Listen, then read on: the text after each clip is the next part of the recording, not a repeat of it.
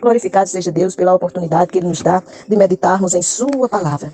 Glorificado seja Deus, porque podemos declarar: até aqui nos ajudou o Senhor. Louvado seja o Deus soberano sobre todas as coisas. E aqui estamos diante dele para mais uma vez meditarmos em sua palavra, bendizê-lo na beleza da sua santidade, render-lhe graça porque ele é digno de honra, de glória e de louvor. E dizer para cada um dos queridos irmãos e amigos que compartilhamos a palavra, que é precioso a gente conhecer mais de Deus. Nesta feita nós vamos estar meditando um pouco sobre o profeta Jonas. Quando nós olhamos nas Sagradas Escrituras, no Antigo Testamento, nós vamos contemplar que o Antigo Testamento apresenta 17 profetas, sendo 5 chamados de profetas maiores e 12 chamados de profetas menores. E dentro desse quadro dos profetas menores, nós vamos conversar um pouquinho neste momento a respeito do profeta Jonas. Quando a gente olha a palavra de Deus, o profeta Jonas, ele escreveu 4 capítulos. Nesses 4 capítulos nós temos a seguinte titulação: capítulo 1, de acordo com a Bíblia visual com infográficos, Jonas foge de Deus. No capítulo 2 nós temos a oração de Jonas. No capítulo 3, Jonas em Nínive. E o capítulo 4, a raiva de Jonas e a misericórdia de Deus.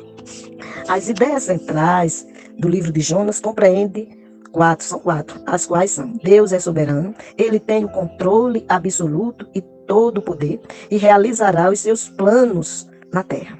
Segunda ideia: se eles se arrependerem, Deus mostrará misericórdia até mesmo aos inimigos do seu povo. Terceira ideia: Deus exige obediência, mas oferece uma segunda chance. Deus ama aqueles que não o conhecem e espera que o seu povo faça o mesmo.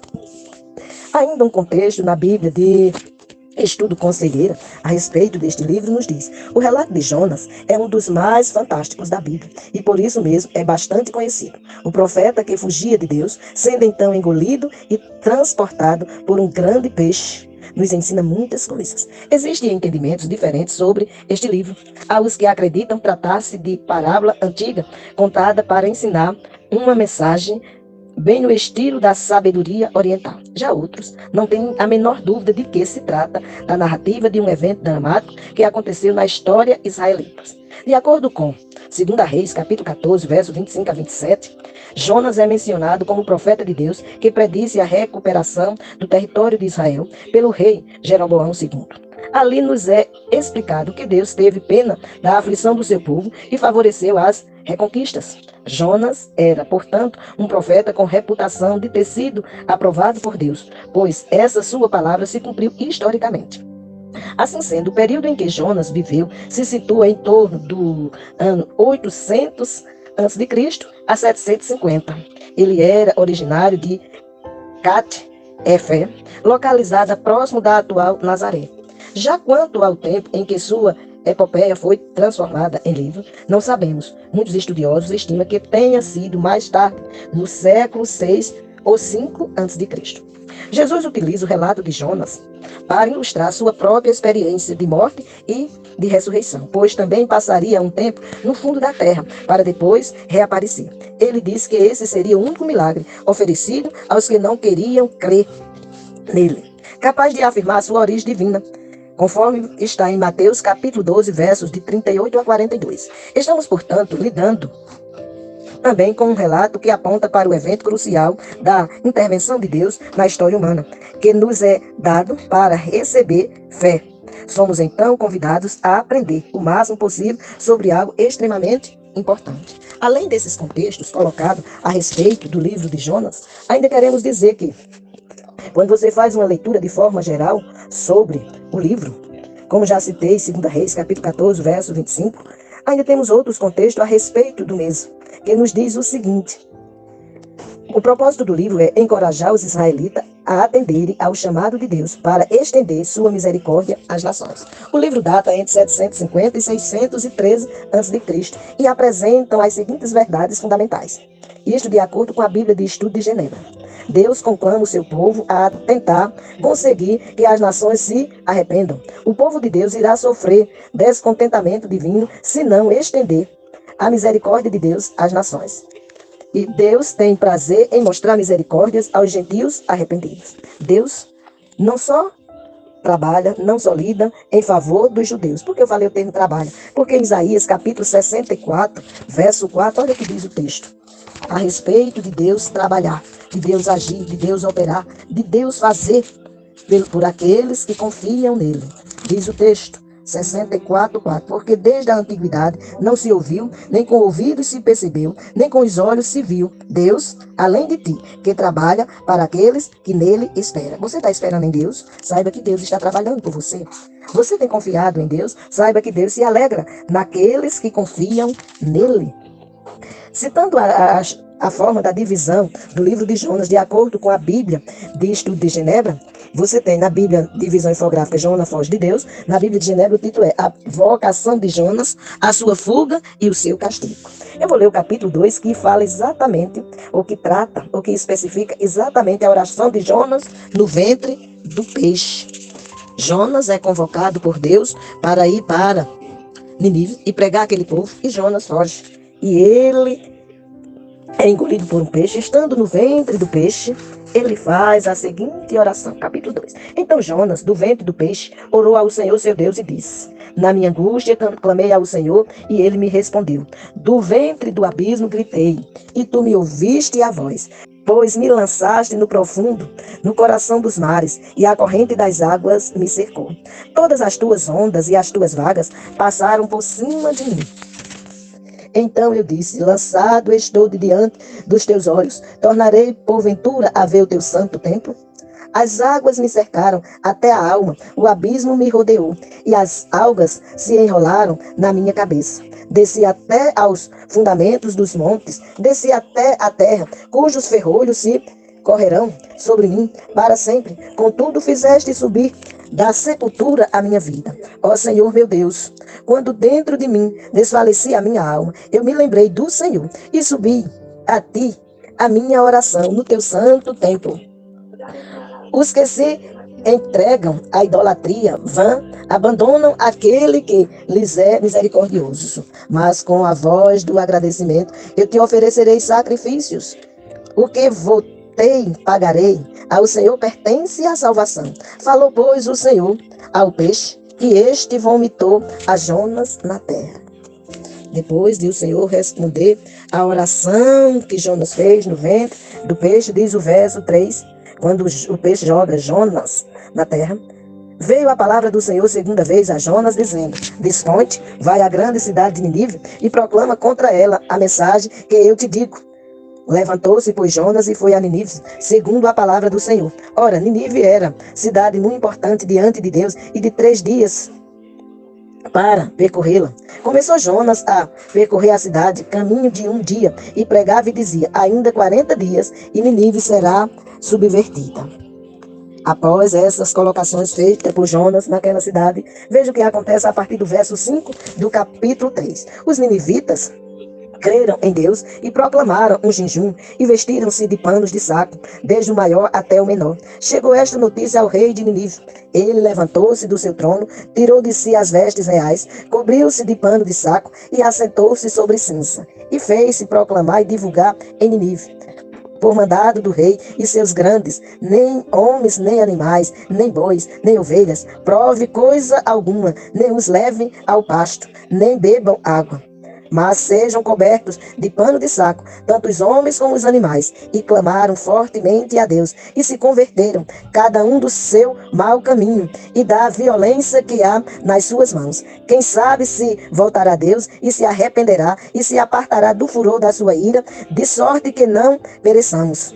Viu Deus o que fizeram, como se converteram do seu mau caminho, e Deus se arrependeu do mal que tinha dito lhes faria, e não o fez. Esta é a ação de Deus em favor daqueles que buscam a sua face, daqueles que se colocam diante dele, reconhecendo o seu senhorio, reconhecendo a sua misericórdia, reconhecendo o seu infinito amor. Foi isto que aconteceu com os ninivitas. Deus disse a Jonas para ir e anunciar: pois se eles ouvissem a palavra do Senhor e não se arrependessem das suas práticas, o Senhor, dentro de 40 dias, ia destruir a cidade dos ninivitas, ou seja, ia destruir os ninivitas. E isto foi proclamado depois que Jonas havia desobedecido, tinha tomado outro destino, mas Deus o conduz, pois ele é engolido pelo peixe, como diz no capítulo 1. E ele, uma vez engolido pelo peixe, no capítulo 2, ele faz uma oração a Deus, pois o verso 1 e 2 do capítulo 1 diz assim: Veio a palavra do Senhor a Jonas, filho de Amitai, dizendo: Dispõe-te, vai à grande cidade de Nínive e clama contra ela, porque a sua malícia subiu até mim. Jonas se dispôs, mas para fugir da presença do Senhor, para Tars. Em vez de ir para Nínive, Jonas tenta ir para Tars. E tendo descido a Jope, achou um navio que ia para Tars. Pagou, pois, a sua passagem e embarcou nele para ir com eles para Tars, para longe da presença do Senhor. Mas o Senhor lançou sobre o mar um forte vento e fez-se no mar uma grande tempestade, e o navio estava a ponto de se despedaçar. Então os marinheiros, cheios de medo, clamavam, cada um ao seu Deus, e lançavam ao mar a carga que estava no navio, para o aliviarem do peso dela. Jonas, porém, havia descido ao porão e se deitado, e dormia profundamente. Chegou-se a ele o mestre do navio e lhe disse: Que se passa contigo? Agarrado no sono, levanta-te e invoca o teu Deus. Talvez assim esse Deus se lembre de nós para que não pereçamos. E dizia uns aos outros: Vinde e lancemos sorte para que saibamos por causa de quem nos sobreveio este mal.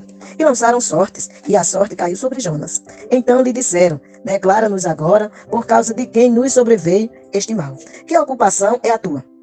De onde vens? Qual a tua terra? E de que povo és tu? Ele lhes respondeu: Sou hebreu e temo ao Senhor, o Deus do céu, que fez o mar e a terra. Então os homens ficaram possuídos de grande temor e lhes disseram: Que é isto que fizeste? Pois sabiam os homens que ele fugia da presença do Senhor, porque lhe havia declarado. Disseram-lhe: Que te faremos para que o mar se nos acalme? Porque o mar se ia tornando cada vez mais tempestuoso. Respondeu-lhes: Tomai-me e lançai-me ao mar, e o mar se aquietará. Porque eu sei que, por minha causa, vos sobreveio esta grande tempestade. Entretanto, os homens remavam, esforçando-se por alcançar a terra, mas não podiam, porquanto o mar se ia tornando cada vez mais tempestuoso contra eles. Então clamaram ao Senhor e disseram: Senhor, rogamos-te que não pereçamos por causa da vida deste homem, e não faças cair sobre nós este sangue, quanto a nós, inocente, porque tu, Senhor, fizeste como te aprouve. E levantaram a Jonas e o lançaram no mar. E cessou o mar da sua fúria. Temeram, pois, estes homens em extremo ao Senhor, e ofereceram sacrifícios ao Senhor, e fizeram votos. Deparou o Senhor um grande peixe para que tragasse a Jonas, e esteve Jonas 3 dias e 3 noites no ventre do peixe. Já tinha lido para vocês, amados irmãos, amigos e aqueles que ouvem esta mensagem, a oração de Jonas. A oração de Jonas era exatamente clamando a Deus a misericórdia de Deus, visto que ele tinha dito a Deus que ia e não foi. Em vez de ir para Nínive, tomou a direção de Tarsis. Indo para Tarsis, veja o que aconteceu, como eu li no capítulo 1. Mas Deus, que é soberano e que vela em cumprir a sua palavra, o Senhor providenciou o cuidado com Jonas, quando foi lançado no mar. Ele ficou no ventre do peixe por 3 dias e 3 noites, e ali estando, clamou ao Senhor por misericórdia. Deus teve de misericórdia, e o peixe o lançou nas praias de Nínive. Estando ele nas praias de Nínive, como li no capítulo 3, ele pregou para os ninivitas. E ali aconteceu o arrependimento dos ninivitas. Uma vez arrependidos os ninivitas, Deus não destrói Nínive. E olha o que diz o capítulo 4. O descontentamento de Jonas. Isso de acordo com a Bíblia de Genebra e as demais Bíblias, porque agora eu vou ler o último capítulo no livro de Jonas. Com isso, desgostou-se Jonas extremamente e ficou irado. E orou ao Senhor e disse: Senhor, não foi isso que eu disse, estando ainda na minha terra? Por isso me adiantei, fugindo para Tarsis, pois sabia que és Deus clemente e misericordioso, e tardio em irar-se, e grande em benignidade, e que te arrependes do mal. Peço-te, pois, ó Senhor, tira-me a vida, porque melhor me é morrer do que viver. E disse o Senhor: É razoável essa tua ira? Então Jonas saiu da cidade e assentou-se ao oriente da mesma, e ali fez uma enramada, e repousou debaixo dela, à sombra, até ver o que aconteceria à cidade, pois Jonas esperava que Deus destruísse toda a cidade de Nínive. E olha a lição que Deus ensina a Jonas a partir do verso 6 do capítulo 4. Então fez o Senhor, Deus, nascer uma planta que subiu por cima de Jonas, para que fizesse sombra sobre a sua cabeça, a fim de o livrar do seu desconforto. Jonas, pois, se alegrou em extremo por causa da planta. Verso 7. Mas Deus, no dia seguinte, ao subir da alva, enviou um verme, o qual feriu a planta, e esta se secou. Em nascendo o sol, Deus mandou um vento calmoso oriental. O sol bateu na cabeça de Jonas, de maneira que desfalecia, pelo que pediu para si a morte, dizendo: melhor me é morrer do que viver. Então perguntou Deus a Jonas: é razoável essa tua ira por causa da planta? Ele respondeu: é razoável a minha ira até a morte. Tornou o Senhor: tens compaixão da planta que se não custou trabalho, a qual não fizeste crescer, que numa noite nasceu e numa noite pereceu? E não hei de eu ter compaixão da grande cidade de Nínive, em que há mais de 120.000 pessoas que não sabem discernir entre a mão direita e a mão esquerda, e também muitos animais? Amados, qual tem sido a tua compreensão a respeito do Deus soberano, Criador dos céus e da terra? Nesta reflexão a respeito de Jonas, um dos profetas menores, que faz parte do grupo dos 12, no qual apresentei para vós quais são as ideias centrais do livro, apresentei as verdades fundamentais de acordo com a Bíblia de Genebra e a outra de acordo com a Bíblia Infográfica, fiz a descrição a respeito do relato que descreve o livro de acordo com a Bíblia Conselheira, além de fazer a leitura dos 4 capítulos. Como foi feita a leitura? Eu fiz a leitura do capítulo 2, que foi a oração de Jonas. Depois fiz a leitura do capítulo 3, que é quando Jonas sai do ventre do peixe e vai pregar aos ninivitas. Aí voltei e fiz a leitura do capítulo 1, para que você pudesse entender porque Jonas orou. E o que era que estava acontecendo para Jonas fazer tal oração. Aí que é o que foi descrito em todo o capítulo 1. E fechei a nossa reflexão fazendo a leitura do capítulo 4, que fala a respeito do descontentamento de Jonas, por não ver a cidade de Nínive destruída. Depois a lição que Deus dá a Jonas, quando faz com que a planta que fazia sombra para ele secasse. E Deus fecha o contexto dizendo a Jonas: você queria que eu tivesse misericórdia de uma planta e não tivesse misericórdia de mais de 120.000 pessoas? E aí vem uma pergunta para nós, encerrando a nossa reflexão: o que você tem feito da sua alma? Tem apresentado ela a Deus? Pois a palavra já nos diz que uma alma vale mais do que o mundo inteiro. Se você já o fez, glória a Deus, que você deixou de ser criatura e passou a ser filho, pois no Evangelho de João, capítulo 1, versos 11 e 12, diz que Jesus veio para o que era seu e os seus não receberam, mas a todos quanto receberam, deu-lhes o poder de serem feitos filhos de Deus. Você já é filho? Amém. Se você não é filho, Deus hoje te dá a oportunidade de você, refletindo na sua palavra, poder dar-se a oportunidade que Ele, Deus, te oferece, de confessar os teus pecados, receber de Deus o perdão, deixar de ser criatura e passar a ser filho, para a glória de Deus e a alegria de todos nós. Que Deus nos abençoe. Amém.